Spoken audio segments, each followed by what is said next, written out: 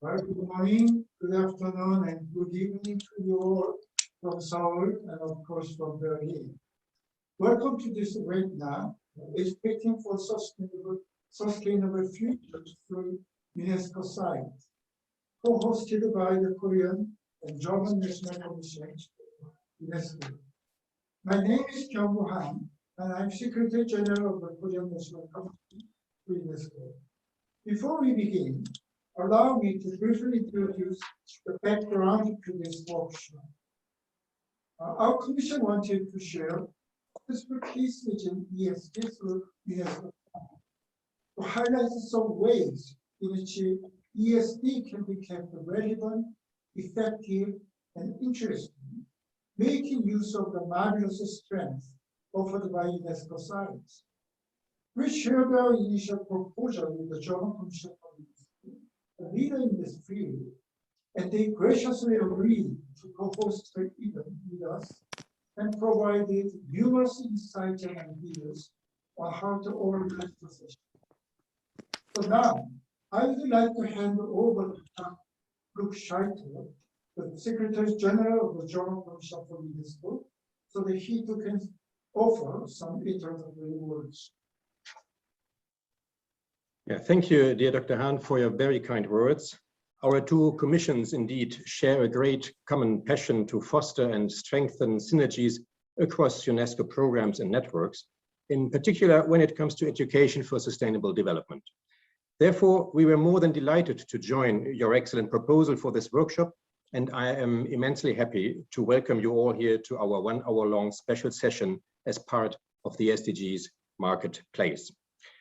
With the ambitious goals of the Agenda 2030 in mind and taking into account current challenges, it is crucial to us to highlight once again the importance not only of SDG 4 and education as key enabler for the agenda, but also SDG 17. Strengthening global partnerships and sharing our expertise and experiences with each other across national boundaries is vital for achieving the agenda. And this is exactly what we would like to do in this session, to learn from each other and to exchange ideas on how to highlight UNESCO designations, such as World Heritage Sites, global geoparks, biosphere reserves, creative cities, learning cities, as highly successful in promoting peace, innovation, and sustainable development at the local level, but also internationally through being part of an international network. One example, for instance, being a memorandum of understanding between the Wadden Sea in Germany and Korea on wetland education in the frame of ESD. We shall hear more about it later. So let me give you a short overview of what's to come. We will start with 4 short presentations focusing on the implementation of ESD at designated sites from various perspectives. A warm welcome to Mr. Yang Bo Kim and Mr. Yang Mo Kim joining us from Korea, and Dr. Jutta Weber, Dr. Klaus von Hirschelmann, and Anja Schesinski joining us from Germany. And probably you can see them all right now because they turned off their camera. Thank you. Let me also extend a warm welcome to our colleague, Mr. Guy Debonnet, joining us today from the UNESCO World Heritage Center in Paris, who will share his comments with us from UNESCO's perspective. After that, we invite you all to join the discussion, share your questions, thoughts, and ideas with us on innovative methods and the potential of UNESCO sites for educating for peace and sustainable development. Let me conclude by sharing a few examples on how we at the German Commission have been supporting and encouraging such synergies both at policy and practical level. For example, following the establishment of the UNESCO Global Geoparks designation in 2015, we included ESD as a core national designation criteria. We are also advocating for strengthening such criteria at international level. From 2016, we have promoted ESD implementation within the geoparks through expert workshops and networking opportunities with a peer-to-peer approach at the heart of our activities. We also conduct capacity building workshops with cultural and natural World Heritage sites, with biosphere reserves, and are currently implementing a 3-year project for strengthening whole school approaches within the German UNESCO associated school networks. Last but not least, we established a national ESD award scheme in cooperation with the Federal Ministry of Education and Research, showcasing excellent ESD initiatives across all education areas with many awardees being among the UNESCO networks, such as biosphere reserves, learning cities, heritage sites, or ASP.NET schools. However, we feel that there is still a much greater potential, and hence are very grateful for the opportunity today to share our experiences, but also to learn from each other. Thank you, Secretary-General. The Government Commission has been doing such a wonderful job. And I think we all could incorporate your practices because schools and on our side, the Korean National Commission has been focusing on three main areas of the domestic implementation of this. First, we operate the Korean National Commission, which comprises 20 experts for the government and other relevant institutions. We also conducted research, published resources, and hosted policy forums to tackle major issues. And finally, for more practical hands-on level, we have an initiative called ESD official project. This supports institutions just push and implement their own small projects on ESD. I hope that gives you a good basic idea of what we, as the National Commission for UNESCO, are doing regarding this. Before we start the presentation, I'd like to invite you over to join us through Slido so that you can interact with us. You can connect to Slido on your computer or mobile phone by simply searching SLIDO or typing SLI.do in our browser. Once you enter Slido, please enter code 451821. This indicates the month, date, and year. You can also see the link in code. You will find the shoot first question. From which city are you joining us? I will enter forward. Also, if you have any questions for these viewers, you can write them here, and we will try our best to answer them during the question and answer time.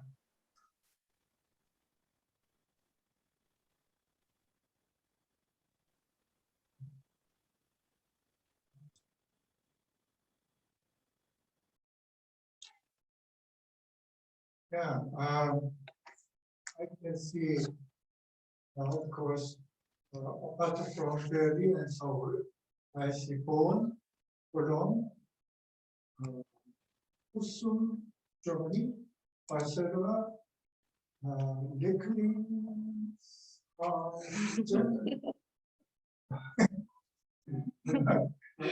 Frankfurt, Hong Kong, One George, Muscat, Cottbus, and Tony, and Penny. Yeah, Penny. Without further ado, let me introduce you to our first speaker, the young Kim. It's Kim, who is originally the Director-General of the Bureau of the Environment of Jeju-do, and currently is Secretary to UNESCO headquarters as an expert in the man and biosphere secretary. Today, he introduced us to GCIDA, the Global Training and Research Center for Internationally Designated Aid. Moreover, he will tell us how the center will implement the ESD in regard to UNESCO designated areas. Mr. Kyung, I hand the stage over to you. Okay, hello. Thank you, Secretary-General. So I share my document.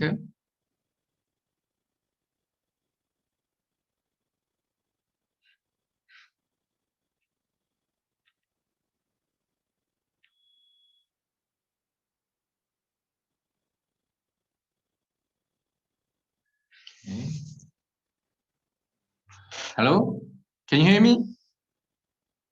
Okay, perfect. Thank you. Thank you.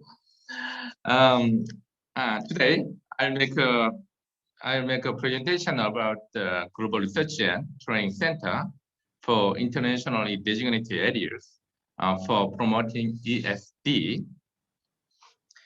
First, I'm talking about interesting Global Research and Training Center for internationally designated areas. Until now, there are about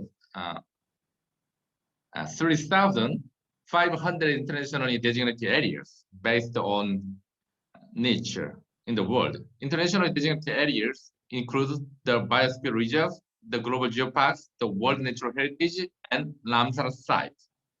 Especially, 474 areas carry multiple forms of international designation, including 56 areas with 3 multiple forms of international designation, and 1 area with 4 multiple forms of international designation.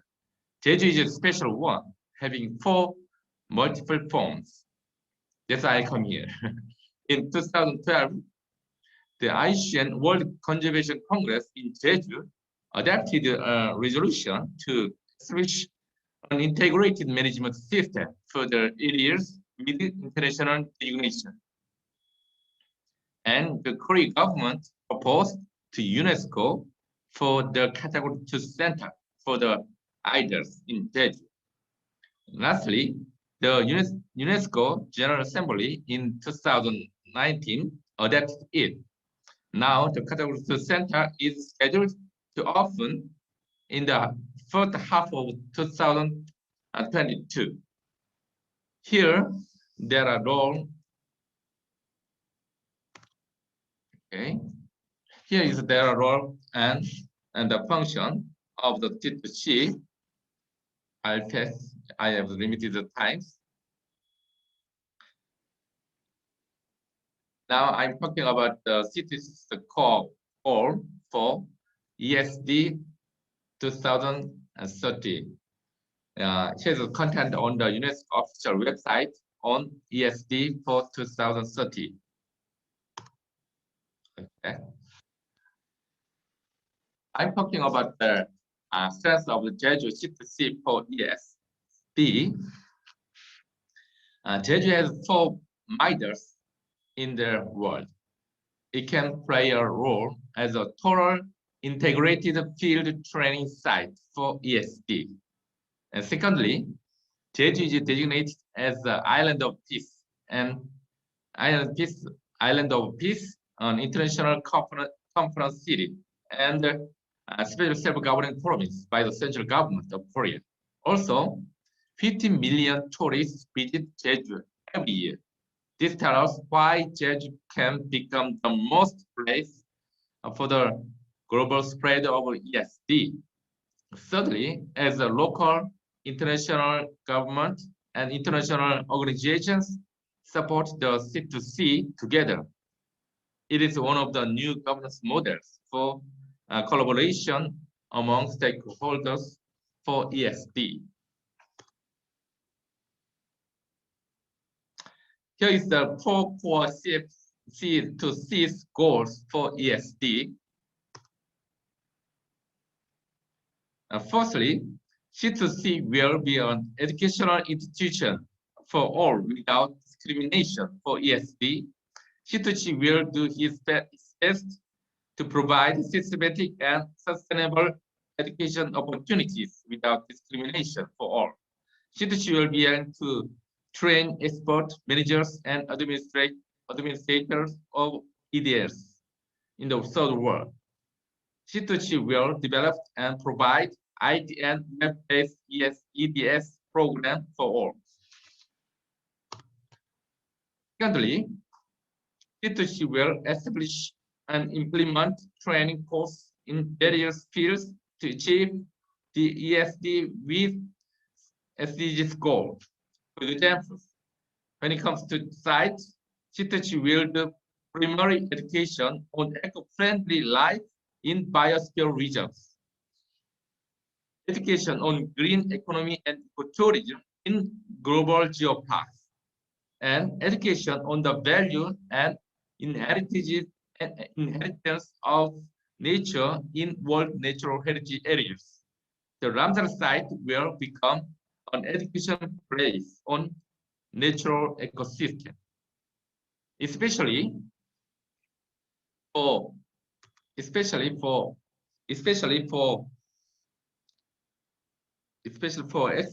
C2C will often as the cost for field export.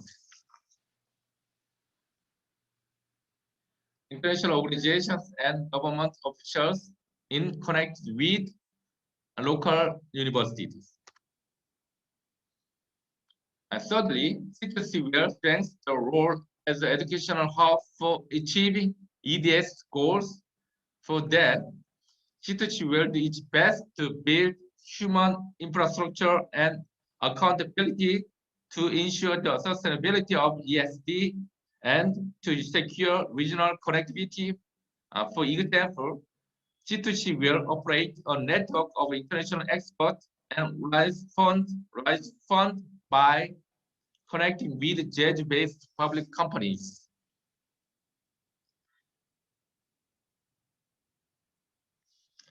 Fourthly, C2C will establish an EDS training base corresponding to the same situation as COVID-19.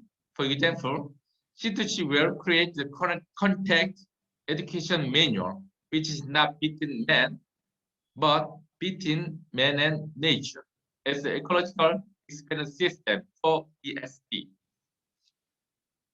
We'll check the table, and the outdoor sports means golf. You can understand the golf system. So one group for persons, but it's allowed by the government.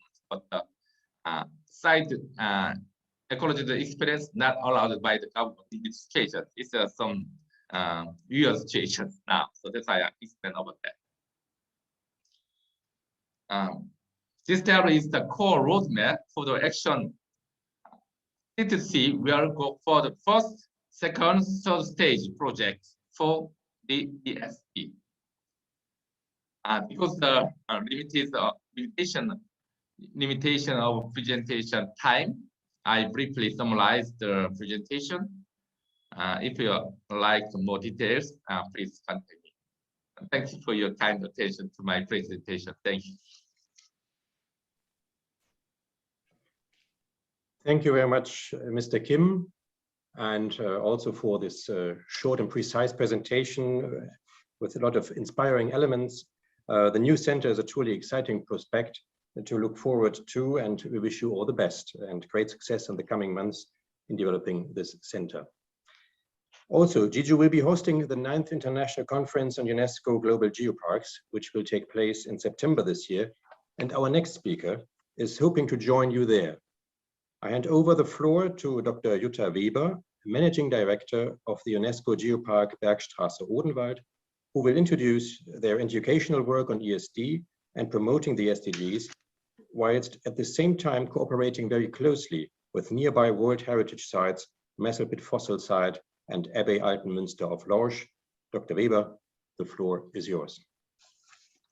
Yeah, thank you very much, dear Secretary-Generals from both commissions, dear members of the commissions, colleagues and participants.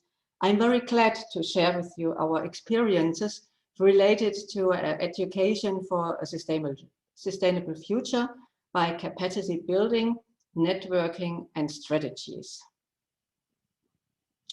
Next slide, please.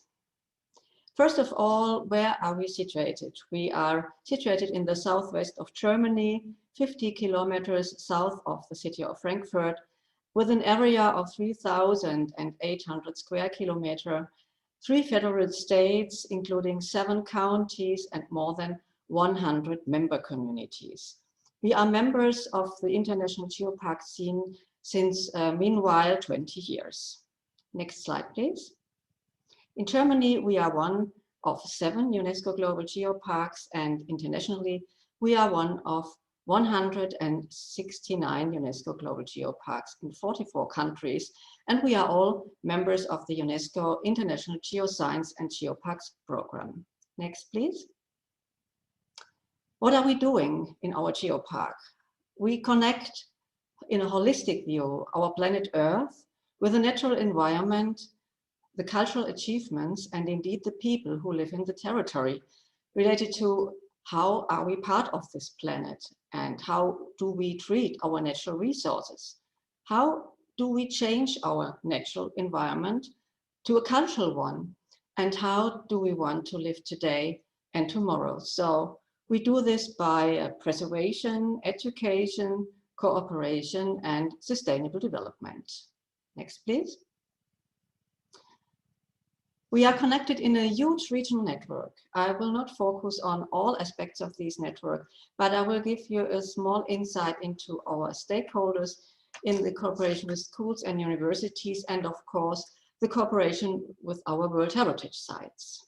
Next, please. Related to the international networking, we closely cooperate with the UNESCO Global Geoparks worldwide. We improve our quality and development of potentials and strategies, and we cooperate also with other designations of UNESCO inside the territory and also abroad. And this includes also contributions to common programs of UNESCO like the Sustainable Development Goals 2030, and the UNESCO Global Geoparks are considered as model territories for the implementation and communication of these goals. Next, please. So the Global Agenda 2030 is our guideline and at the same time our overall umbrella, and we support a series of goals which you can see in the upper part of the slide. And one of our key tasks is ESD, because we think if you experience something, you can understand it and you can act responsible. Next, please.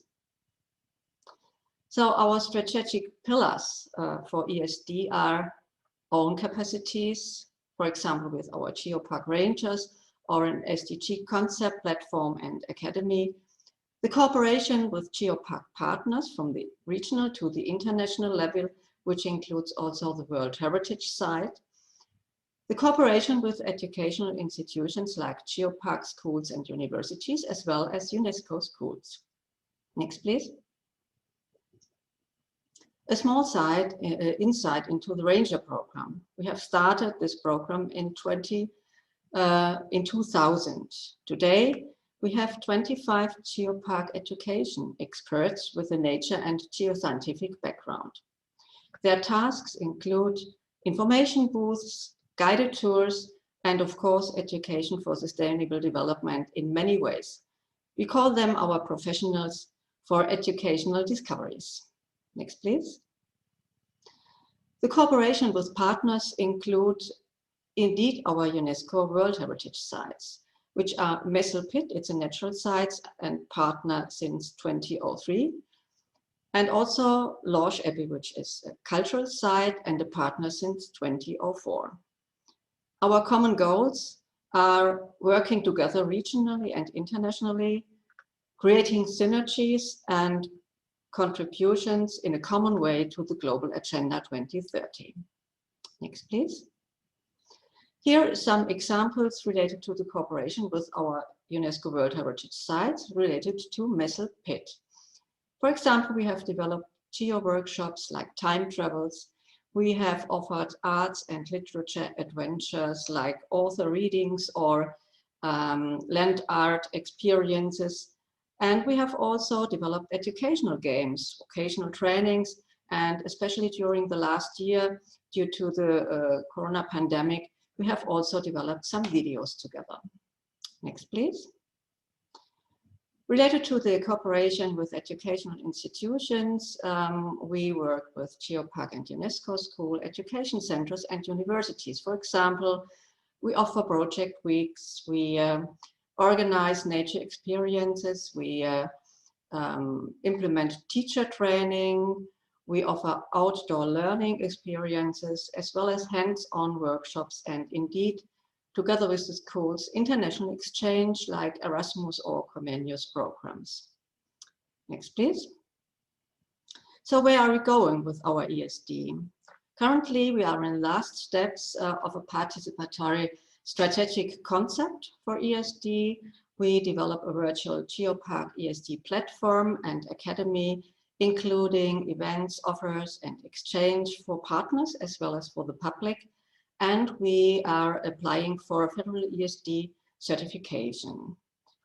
In the regional, national, and international context, we are working closely in several networks, and our goal is implementing a real ESD academy in our territory. Next, please. So we are connected from the regional to the national and international level, beginning from the regional network to trans-regional workshops, including national platforms like the German Nature Park Association, indeed the German Forum of UNESCO Global Geoparks, and thankfully the German Commission for UNESCO, who supports us in many, many ways. Thank you very much, Dr. Luckscheiter, and also the UNESCO Global Geoparks program. Next, please. So ESD is our Geopark thematic and regional network driver. ESD is our essential part of the holistic Geopark philosophy. ESD is also the motor for our activities related to the Global Agenda 2030. And with all these aspects, we contribute to the main UNESCO objectives, which are peace building and understanding between the nations. Next, please. So ESD is our education for a sustainable future and also our education for transformation. And we do all that for the next generation. Thank you very much. Thank you very much, Dr. Weber, for your insightful presentation. The next presentation features Mr. Yang Kim, who is a primary school teacher in South Korea. The presentation has been pre-recorded in Korean, and it has English subtitles. Please wait first, so that we, meanwhile, we'll solve the problem. So we start with the other presentations. Yes. Okay, that's a good idea. So I take over to introduce two other speakers who will present jointly. It's Anja Czesinski and Dr. Klaus von Hirschelmann. Both work in the very north of Germany at the beautiful coast of the Wadden Sea. The Wadden Sea has 2 UNESCO designations. It is both a World Natural Heritage Site and a Biosphere Reserve. And for both, ESD is a guiding framework for the educational activities. A warm welcome to you both, and the floor is yours. Thank you very much for having us here. And if we could see your presentation, we'll be happy to start. It's a lot about cooperation in the international Wadden Sea, so we take the opportunity here to jointly present what we do on an international and regional level in the 2 UNESCO designated areas. It's about education for sustainable development in the Wadden Sea World Heritage Site and Biosphere Reserve. My name is Anja Czesinski. I'm with WWF Germany and coordinate the International Wadden Sea School, which is the World Heritage Education Program. And with me here today is Klaus von Hirschelmann, who's with the National Park Administration in Schleswig-Holstein and in charge of the Biosphere Reserve educational aspects there. Can we see the next slide, please? Thank you. Well, the Wadden Sea, most of you have certainly heard of it before. It is located in Central Europe in the North Sea Basin. It's the largest unbroken stretch of mudflat systems worldwide. It's shared by Denmark, Germany, and the Netherlands. So it's a trilateral eco-region which is protected as national parks and nature reserve. As we heard, the entire area is recognized as a UNESCO World Heritage Site, and large parts of it are also designated Biosphere Reserve. We have about 4 million inhabitants in the larger Wadden Sea region and about 10 million visitors per year in the region. Can we have the next slide, please? Information and education, both for the local inhabitants and visitors, play an essential role in conservation. That's why we, from various conservation perspectives, focus so much on education, with education for sustainable development as a guiding principle. We have, if you look at the entire trilateral Wadden Sea region, about 60 visitor centres and a total offer of around about 20,000 guided tours per year. There are online platforms, educational networks and programs, both on the national and trilateral level, covering the informal, formal and non-formal education sectors. We have a common strategy for national and trilateral education activities, and various offers ranging from the very local to the international level have education for sustainability certifications. And with this as a background, I would like to hand over to my colleague Klaus now to have a closer look at the Schleswig-Holstein Wadden Sea Biosphere Reserve. And if we can have the next slide, please. Well, and the next speaker. Thank you. Let me take you for a little trip onto the northernmost tip of Schleswig-Holstein and into the Schleswig-Holstein Wadden Sea. You see a little map that has lots of small islands, tidal flats and such. And this is the characteristic of the Schleswig-Holstein Wadden Sea. It's the Schleswig-Holstein Wadden Sea National Park, and of course, the UNESCO Biosphere Reserve since 1990. The Schleswig-Holstein Wadden Sea was formed by drastic and dramatic storm surges in the medieval ages, leading to this jagged coastal landscape with smaller and bigger islands. And we will see on the further slides how the landscapes over there really looks like. Next slide, please. This is a typical scene from the Halligen Islands. Halligen Islands are small islands not protected by embankments or dikes that are flooded during storm surges during winter. And these islands are inhabited by, in some, about 250 people living in those or on those dwelling mounds, and they are drastically, so to say, wide open to the storms and waters forcing in from the North Sea sometimes. Next slide, please.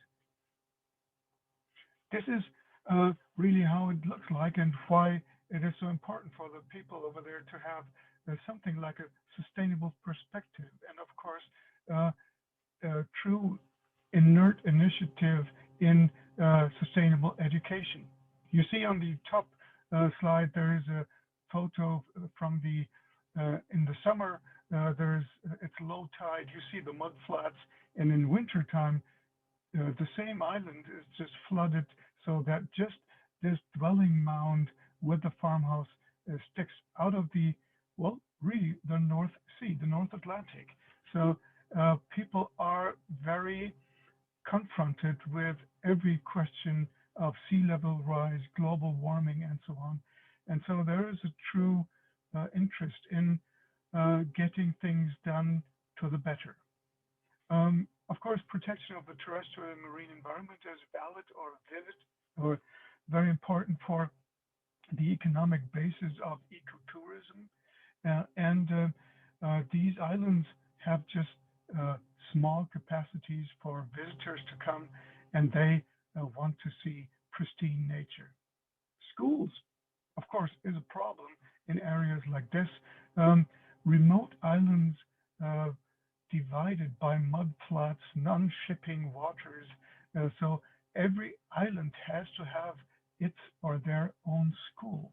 So there is little, well, we call them midget schools with one teacher teaching sometimes just one student, and that's up to 9th grade. Everything that goes further on has to take place on the mainland. So kids and families have to move away from these islands as well. Next slide, please. The biosphere Halligen. The people over there, they did not like the idea of living in a reserve. So they just said, we are the Biosphere-Halligen, those small islands, formed as a local community initiative to strengthen regional identity. You remember I talked about several small islands. All of these had their own, so to say, sometimes their own dialect, their own language. And by forming the Biosphere-Halligen with the aid of course, federal, European, and global funding, they were able to form something like a common identity to struggle the tasks to come. Next slide, please. Now to some, so to say, to move away from the bright pictures, this is how the whole organization takes place. There is the Association of the Halligen Alliance, and they are supported by a Biosphere Advisory Board. The National Parks Office supports all of those efforts by means of work and of course of funding. There is an executive working group tackling actual projects or phases they are walking through, and all of this is, so to say, conducted or led by the management center of the biosphere, where there is a secretariat where all the, so to say, the computer work is done. But this is just to make projects work to gather fundings for further projects, of which we see some in the next slide, please. Here are some of the projects the biosphere people developed themselves. They had a nice project of children explaining their biosphere to visitors and people from the mainland. There was a project where it was that dealt done by school kids about prime climate and the biosphere. The question of global warming, sea level rise, and so on was really presented in a charming way. There are the annual Brent Goose Days, not only aiming at ornithologists or birders, but at the general public that comes in spring to visit a number of activities, of plays and so on, and of conferences. There are efforts to maximize the sustainability of Halligen Island or coastal agriculture. Coming back to the climate problem, there is a vast initiative now to form something like a CO2 neutral, well, biosphere Halligen, I have to say. Of course, we all want to have a CO2 neutral biosphere in total, but here it's the biosphere Halligen. And because all of these ideas worked so well, there is presently an expansion of this biosphere area onto another island taking place. This was just examples of how we do it in the Schleswig-Holstein province. Of course, in Hamburg, where they have a small Wadden Sea National Park, and in Lower Saxony, where there is comparable sized national parks of the Wadden Sea, there are similar efforts taking place.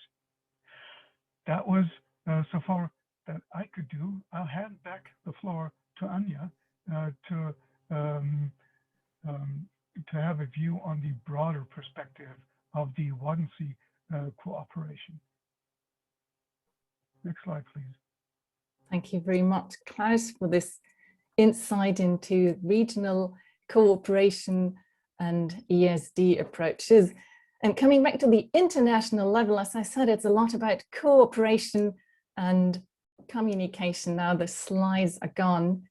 And about 18 years ago, the International Wadden Sea School was established. If we can have the slides back, you get some more images. Otherwise, I'll just keep on talking to give a broader perspective to environmental education at the various local and regional levels. And we've been operating as World Heritage Education Program ever since the Wadden Sea has been recognized as UNESCO World Heritage Site back in 2009. So the International Wadden Sea School provides a joint framework for Wadden Sea education, and it's based on a strategy on, we have this, the slide number 10, please, and have it in presentation mode. That'd be just perfect. And so a couple of years ago, we compiled a joint strategy on education for sustainable development and World Heritage interpretation to give all these brilliant regional, national and international approaches a joint framework. And we based this strategy on the existing concepts. And the idea was to complement the national interpretation strategies. And education for sustainable development is one of the common principles all educational activities are based on. If we can have the next slide, please, you can see some examples of what we do. It's a lot about cooperation, about networking, bringing together multipliers of Wadden Sea interpretation together for sharing ideas and experience.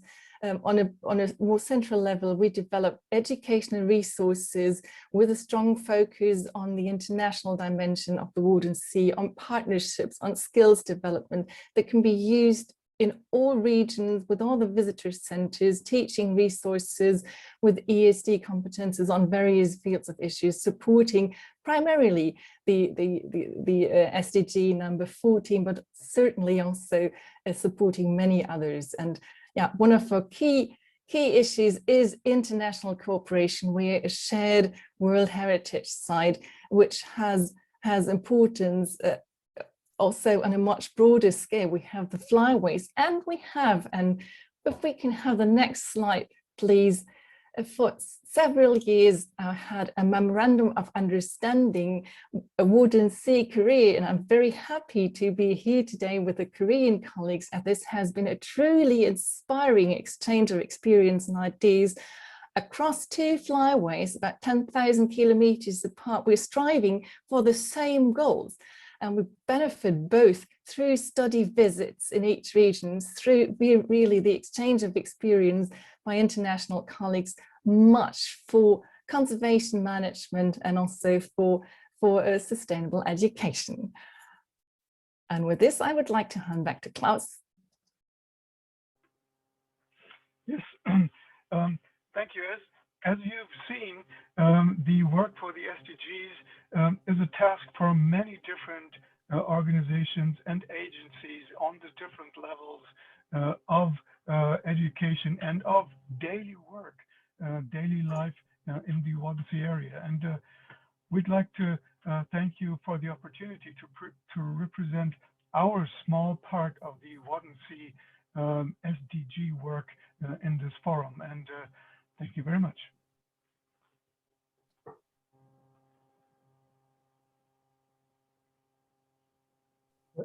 Presention for sharing with us such inspiring cases of educating for sustainable futures through UNESCO Natural Heritage, Geopark, and Biosphere Reserve.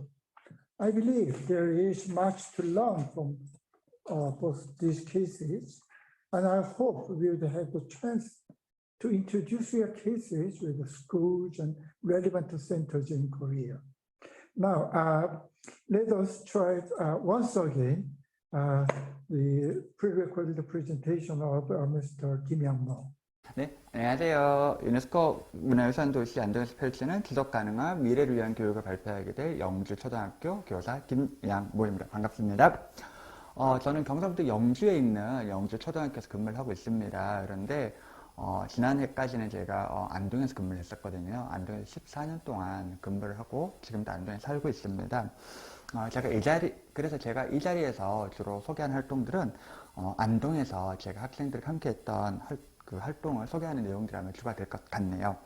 안동은 그 한국 정신문화의 수도라고 불리고, 그 다음에 한국 독립운동의 성지라고 불립니다.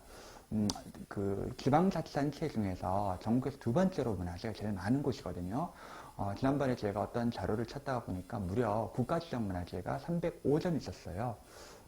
그만큼 또 많은 곳이며 지금 오늘 발표하는 곳이 유네스코와 관련된 문화유산이라면 유네스코가 정한 문화유산 무려 6개가 있는 곳입니다. 여기 보이는 게 첫 번째가 화해마을이죠. 화해마을은 경주 양동마을과 함께 한국의 전통마을로 지정됐었고요. 여기 보이는 2개는 도산서원과 병산서원인데 이거는 한국의 서원으로 지정돼서 지정됐었습니다.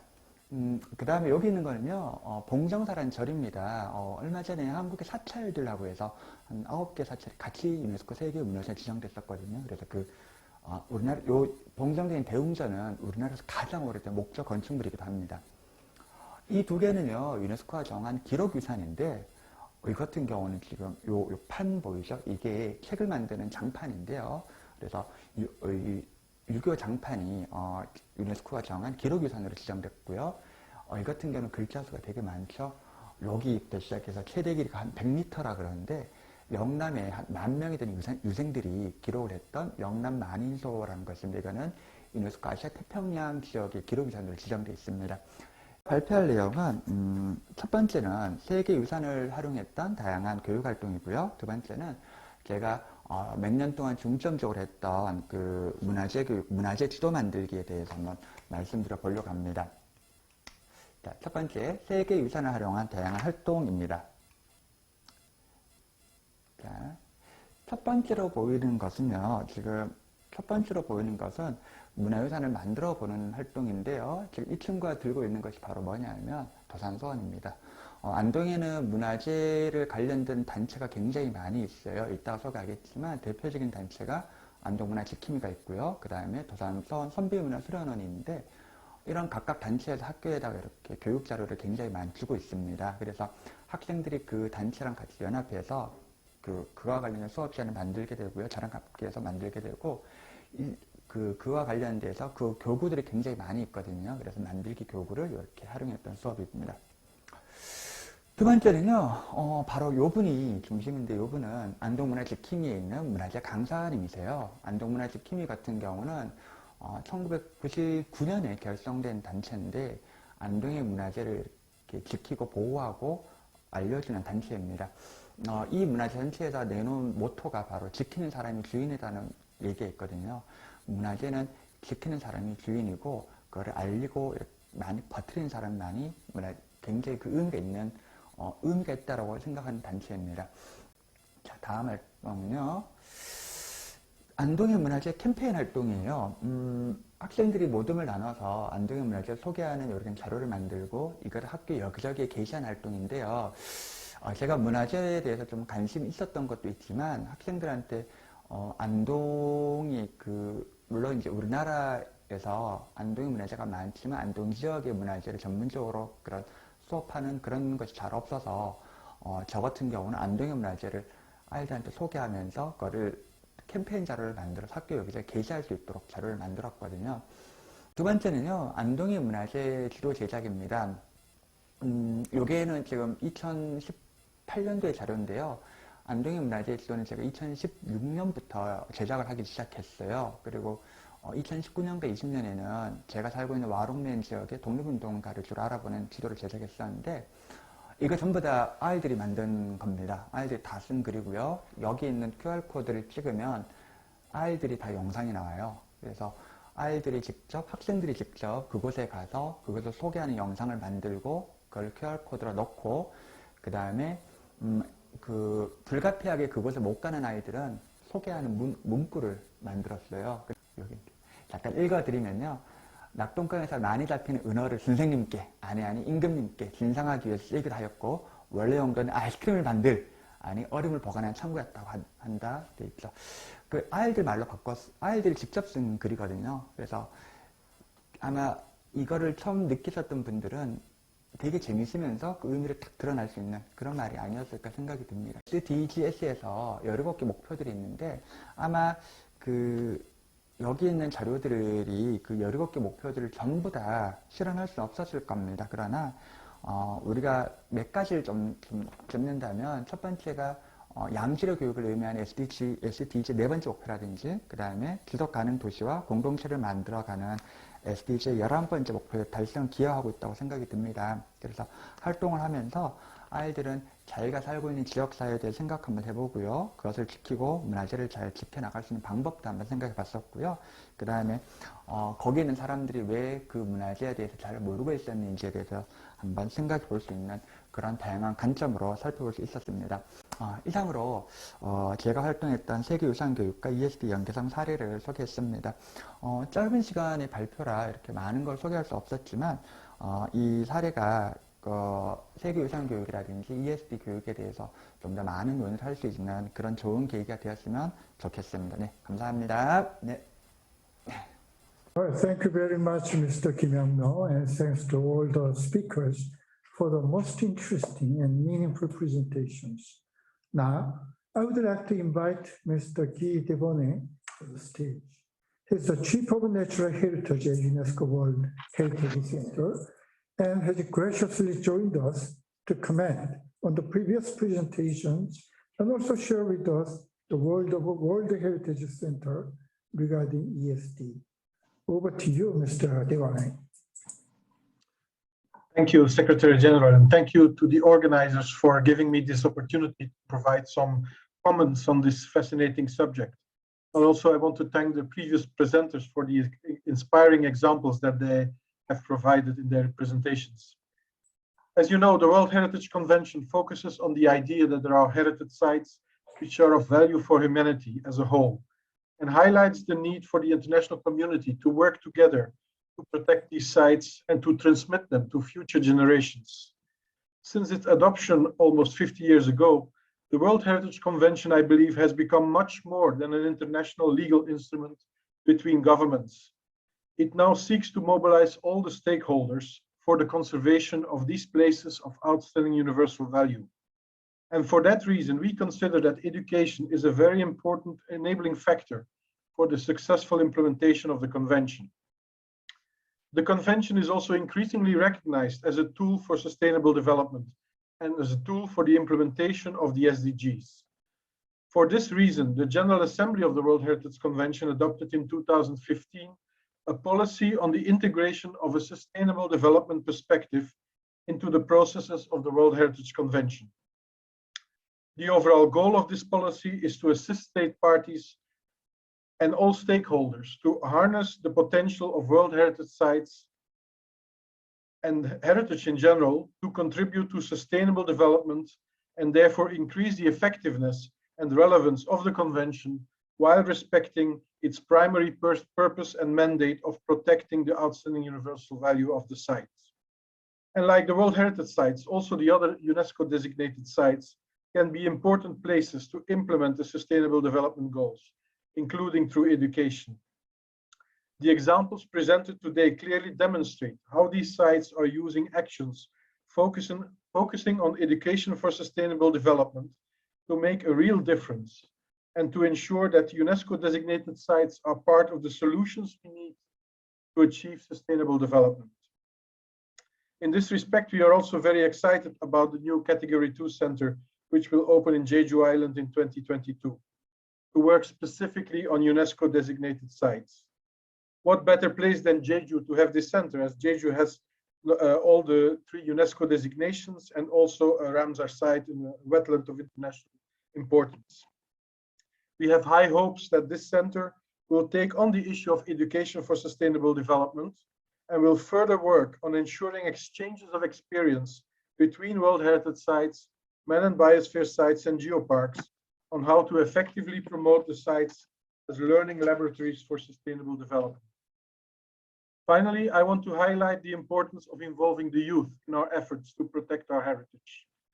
As mentioned before, the World Heritage Convention is all about transmitting our common heritage of outstanding universal value to future generations, and therefore mobilizing the youth is of utmost importance.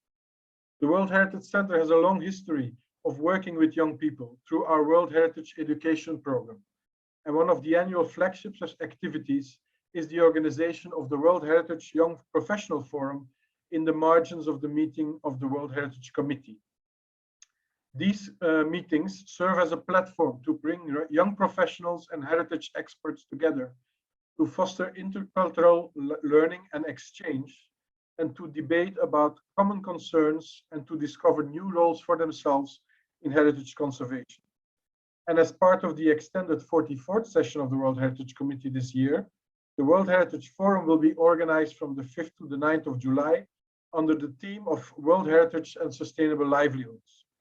The forum will highlight the importance of heritage for societies and livelihoods, and therefore explore its great potential to contribute to social, economic, and environmental goals, ensuring sustainable livelihoods across the various dimensions.